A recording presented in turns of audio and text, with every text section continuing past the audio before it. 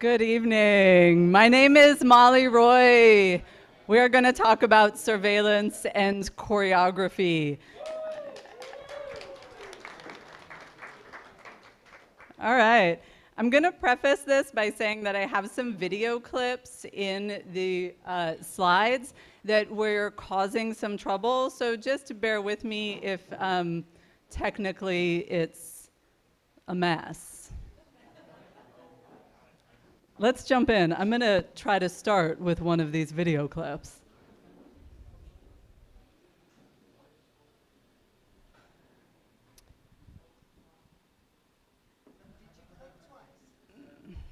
Oh, spoilers.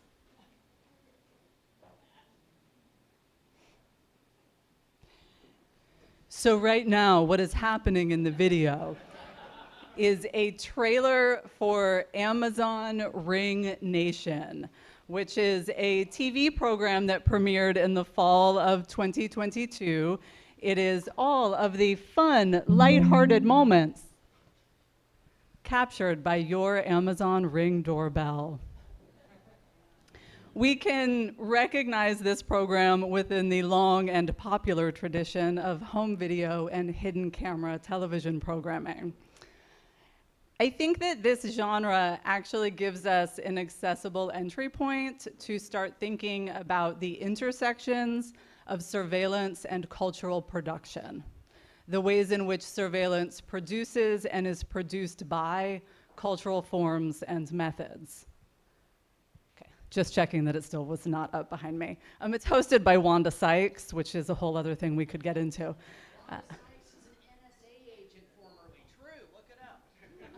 So many layers here, y'all. And yes, because this is Ring doorbell footage, there are some underlying systems of power at play here that I'll just briefly note. For example, Amazon's partnerships with some 2,000 police departments across the country, facilitating the streamlined sharing of footage and incentivizing law enforcement to promote Ring products.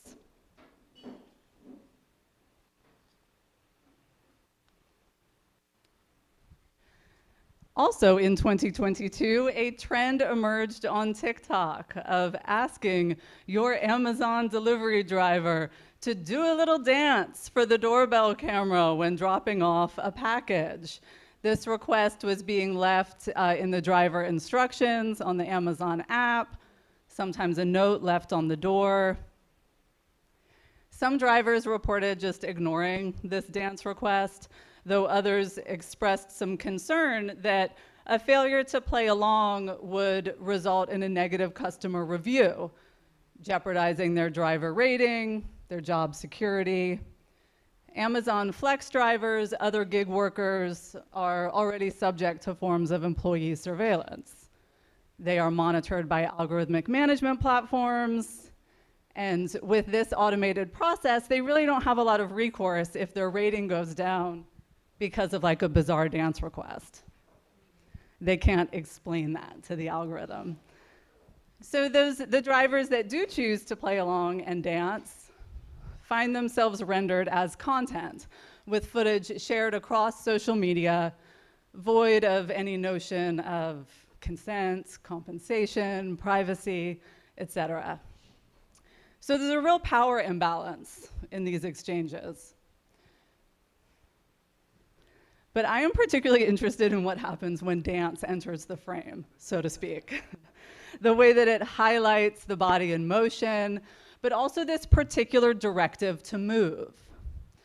While the request is made by the customer, it is the surveillance camera that captures, enforces, makes this possible. With no camera, there's no dance in this scenario. So we might say then that the camera impacts the embodied response of the person being recorded.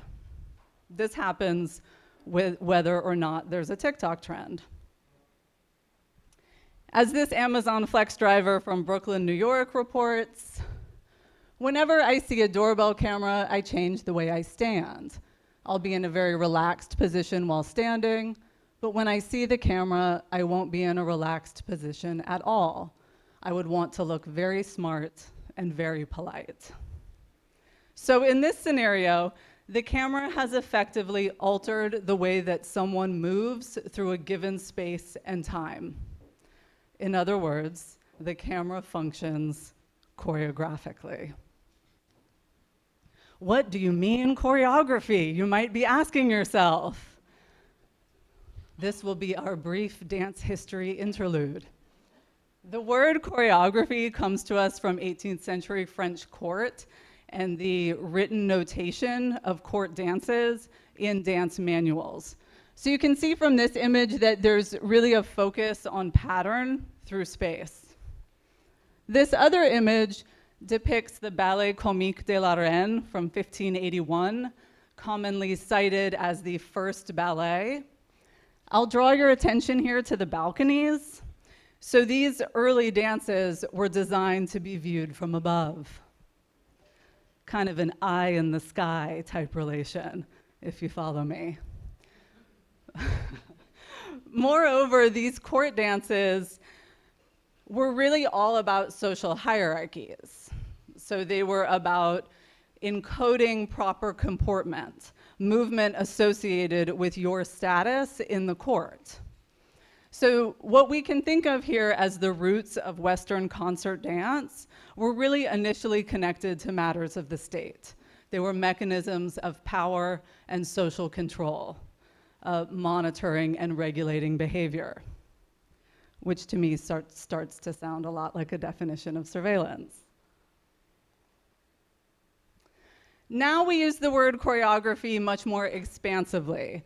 I define it as the movement of the body in space and time, and the meanings produced by or associated with that movement.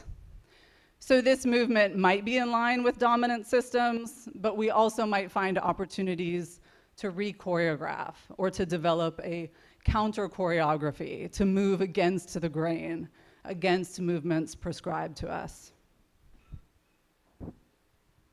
So connecting choreography and surveillance through a shared concern with the body moving through space and time, I use the term choreographies of surveillance to refer both to actual dance pieces, so performances that explore surveillance, as well as the way that surveillance functions choreographically, as with our Amazon example. So to suggest that surveillance is choreographic prompts the question of what do choreographers have to bring to this conversation? So let's look at some art. The first piece that I want to share with you all is called Panopticon. This is from the Houston-based Open Dance Project under the artistic direction of Annie Arnaud. Before I give any backstory, we're going to try out the video, okay? It'll be fun. Hey. Wait for it. Welcome, dear visitors, and congratulations on being selected for the inaugural year of the President's Cultural Exchange with the Savage Lands program. Please understand that much of what you are about to see may surprise and even confound you.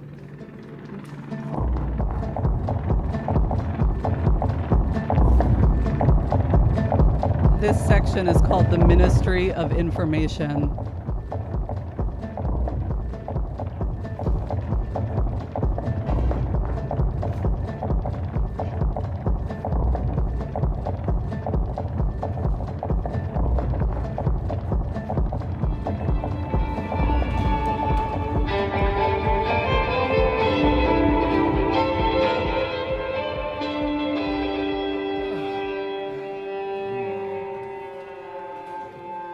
And now, for little feely entertainment, I bring to you the story of the blonde and the madman.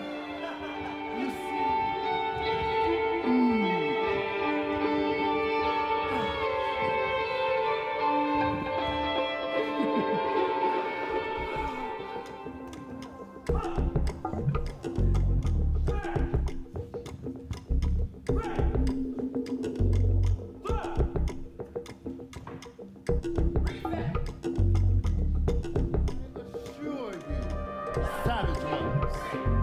but you are in no real danger yourselves.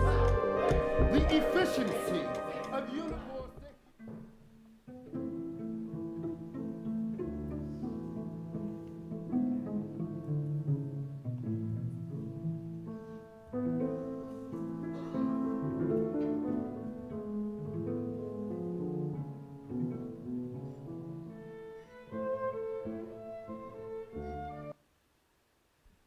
I'm going to go ahead and stop it there in the interest of time. Some of y'all might have picked up on a few references. This piece is really a mashup of kind of classic surveillance narratives. It is Brave New World meets 1984 meets Paradise Lost. So this piece really gives us an opportunity to consider the endurance of particular surveillance narratives, like 1984. What does it mean that this is such an enduring story? And how does this impact what we call the surveillance imaginary? So how we understand or envision surveillance and our position within it. The performance, however, gives us an opportunity to encounter these classic texts in a different way, as a multi-sensory experience. What is not evident from the video is that this is a totally immersive performance. So the audience is actually given a role in the story, basically, when they come in, invited to move around the space freely, whatever way you want. There's choices to be made. There's decisions for which direction to go, which room to watch. So for immersive performances to work, they really rely upon this sense of audience agency. It's sort of the illusion of free will, you could say. But even though they're saying, move anywhere you want, experience it however you want, for the performance to really run smoothly, the audience has to follow a pretty fixed menu of choices. In other words, it's not just the performers that have to be choreographed, but the audience has to be choreographed to some extent as well. However, that choreography is really designed to fade into the background so that the sense of agency is foregrounded. I think that we can extend this model of the immersive performance to think about large-scale surveillance operations as themselves immersive productions. Ostensibly, we have choices. The perfunctory user agreement. However, the choices are necessarily limited and orchestrated in ways that they are not made visible. We might think here of targeted advertising, Alexa and other home assistants designed to predict your mood in order to serve you up the most ideal content. In other words, the most profitable content. In her book, The Age of Surveillance Capitalism, Shoshana Zuboff talks about unpredictable behavior as amounting to lost revenue. And the easiest way to predict someone's behavior is to shape it before it happens. Or in other words, as I might say, to render users as subjects of choreography. The next piece that I want to talk about is litigation, state of exception. Michelle Ellsworth actually has a number of pieces about surveillance. We'll just talk about one this evening. Her work does need a little bit of backstory. It is very difficult to describe. She's performed here in Austin, so some of y'all maybe have heard the name. She's been at Fusebox. Her work is really interdisciplinary. It involves these elaborate sets and these custom props and devices. There are generally participatory elements and also a really defamiliarizing aspect. So a way of making strange that which would normally feel familiar, making these pieces a really rich site for audience reflection. She also, in her pieces, often assumes the role of Clytemnestra from Greek mythology, performing kind of a feminist reclamation of this character. Quickly, Clytemnestra, Queen of Argos, wife of Agamemnon, key figure in the Trojan War.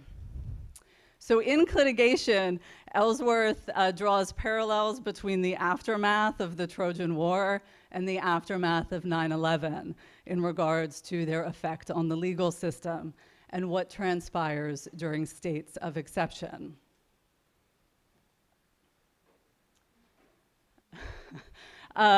Long story short, Clytemnestra kills Agamemnon when he comes back from the war, and in Ellsworth's retelling, this is deemed a political act because he was the king, and so she is labeled a terrorist. To avoid capture, she develops over-the-counter counterterrorism protocols, which she demonstrates throughout the performance. So using chroma key technology of the blue box, which functions like a green screen, and her body double, or interpersonal drone, as she refers to him, she is able to complicate Clytemnestra's location and avoid surveillance. Some of y'all might be noting the Citizen4 poster there. This was shortly after. I know you did, Kevin. Maybe somebody else picked up on it. This was 2015, so shortly after the Snowden revelations. Citizen4 is the Snowden documentary, if I have completely left anyone behind. Lots going on in this piece. I don't think that we're not gonna, that's right, I took the video out of this one. So in this piece, one of the protocols that she talks about is this idea of hiding in dance. So she quips that the NSA is not even close to cracking the code of choreography. Dance is actually the safest place to embed important information because the NSA cannot read dance. On the one hand, she's totally making fun of like the stereotypical inscrutability of modern dance, but the idea of hiding in dance points to kind of a deeper methodology at play. In my interviews with Ellsworth, she talks about the way that dance is frequently not taken seriously in our society. It is feminized or minimized. And so because of that, or within that, there becomes this radical potential for subversion. The last piece that I'm gonna highlight is Feds Watching, from the Detroit-based Harge Dance Stories, choreographed by Jennifer Harge. This is a very different piece. It is a refute of the surveillance of Black life. Harge describes it as a remapping of the somatic impulses learned as a result of a surveilled Black embodiment. This piece exemplifies what scholar Simone Brown theorizes as dark surveillance. So these rebellious, imaginative practices, ways to move differently through a world that is rife with anti-Blackness and anti-Black surveillance.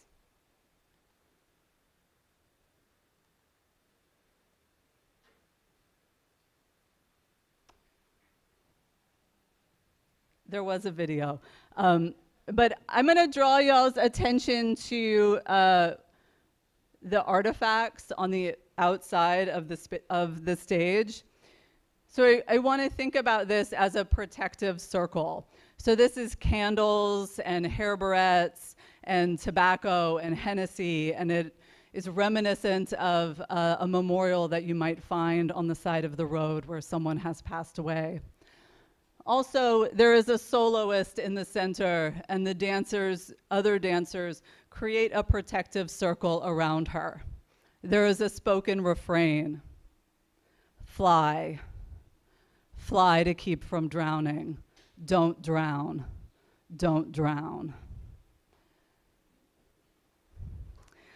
So to think about this piece within the city of Detroit, which is a majority Black city and one of the most surveilled cities in this country, we can think about Feds Watching as a spatial intervention, a way to develop a counter choreography to remap the surveilled space of Detroit. So to wrap up, thinking about these ideas of surveillance and space, we can circle back to where we started with the Ring camera. And we can think about the way that its gaze extends past the property line, the way a smart thermostat learns entrances and exits, the way a Roomba vacuum maps and stores the floor plan of a house. Or on a larger scale, we can think of geofence warrants and drones and smart borders. Surveillance is refiguring space and our experiences of spatial boundaries. So as surveillance constructs space, it in turn constructs the possibilities of movement within that space. So considering the present moment, so many different systems and networks and rapid advancements, I want to suggest that our traditional frameworks for thinking about surveillance are perhaps not going to be sufficient. We are going to need new, more expansive, and ultimately more creative ways to think about surveillance, its implications, how we want to be in relation, and how we're going to make our next move. Thank you. Thank you.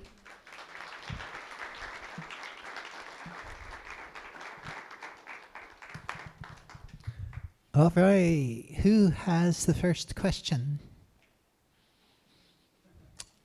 All right, a repeat questioner. A new questioner. Our next speaker even. It's not really a question. That was wonderful, first of all. Thanks, Sharon. But I couldn't help but think, as you were talking about Detroit, Detroit has a surveillance camera system. They called do. Project Greenlight. Yes. Which is fascinating, too, because the Black community does not like it. They do not. Yes. For those of you who are not familiar, Project Greenlight is a public-private partnership in Detroit, basically, where the Detroit Police Department partners. I think that there's over 700 now Project Greenlight sites across the city, and it is real-time, 24/7 footage being sent to a real-time crime center. I actually look at this piece alongside Project Greenlight in broader research to think about what it does to the city of Detroit. There is a lot of artist activists who are protesting Project Greenlight. One of their slogans is "Be seen, not watched." I could say so much more about Project Greenlight. If that's something that you're interested in, you can follow up with me later, but I will end. Hey, thank you very much for the talk. That's very inspiring. I have two things. First of all, it's a public announcement, just in case everyone knows. The cameras on I-35 and other major highways are actually publicly available. If you take a look at the Texas DOT, you can see them. Amazing thing when you plan your route through the city. And second, you mentioned the rebellious and mischievous behavior of certain drivers. They would be in the tails of the distribution, but I was so ready to see people wearing traffic cones or proudly wearing red strap-ons while delivering their packages. Any footage on that, of that? Any what? Any footage of that? I do not have any footage to share of that, but you could try to get your own. I do want to think about, though, about drivers and thinking about gig workers as a precarious workforce, and that they are trying to do their job and potentially not there for our viewing enjoyment. Something I might offer. Though I like it when people dance as much as the next person. Okay, next question. I'm looking for people who haven't asked questions before. The three hands that are up have. Just checking, okay. Hi, I wanted to come back to sort of the place you started, which was with Amazon drivers turning up people's houses and being asked to do a little dance. Do you have any idea how much they knew they were being surveilled? Because I feel like knowing you're being watched is kind of a core of all of this. You referred to Panopticon at the start. The whole point of a Panopticon is you could be being watched at any point. Do we have any handle on whether they they knew they were in the panopticon or not? The drivers, well, they definitely knew because they were specifically performing for the camera. So in those instances, they definitely would know that they were being watched. I don't think that I mean, as we all are when we go to like everyone's house who has a Ring camera, that footage is available to people at Amazon, and that's like a separate thing. So those people definitely knew that they were being watched. They perhaps maybe didn't want their dance on someone's TikTok. That's hard to know. But yes, the Panopticon as that dance is a whole other surveillance framework, and the idea being that we could be being watched at all times. We don't necessarily know, though I think now we can probably just assume that we are. That's, as they say, what the man wants.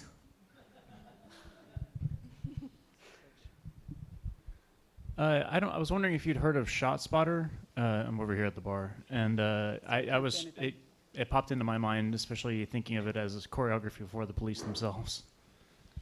Yeah, ShotSpotter is really fascinating, and for those of you who might not have heard of it, it is sort of an audio surveillance system where whenever it hears a noise that sounds like a gunshot, it is supposed to dispatch police.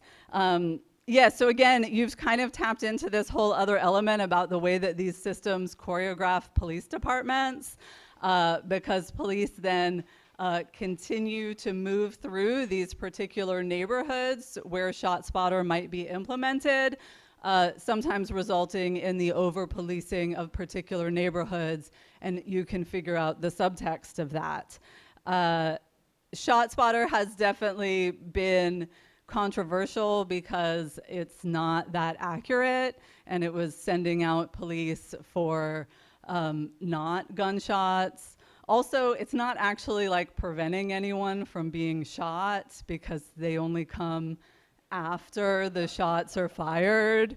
So there's that, and then there's also questions about kind of the same question with all of these things. It's like, when is it listening? When does it stop listening? Is somehow it can't just be turned on the second before shots are fired. So is it also recording everything that happens in this neighborhood? Yeah, so ShotSpotter, definitely another interesting thing to unpack here.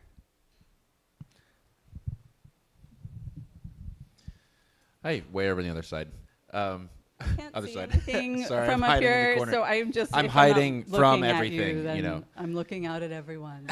It's the eye in the sky. Okay, I'm sorry, carry on. No, you're good. Thank you so much for the talk. Obviously, it's a little bleak, so I'm wondering if you have any examples that come to mind of anything that's trending in what would be a less surveilled direction, or anything on an individual level that makes it easier for us to hide ourselves in dance or something equivalent. Yeah, I don't want to be too bleak because and I also don't want us to get caught in really sort of black and white thinking of like surveillance always equals bad. It's much more complex than that.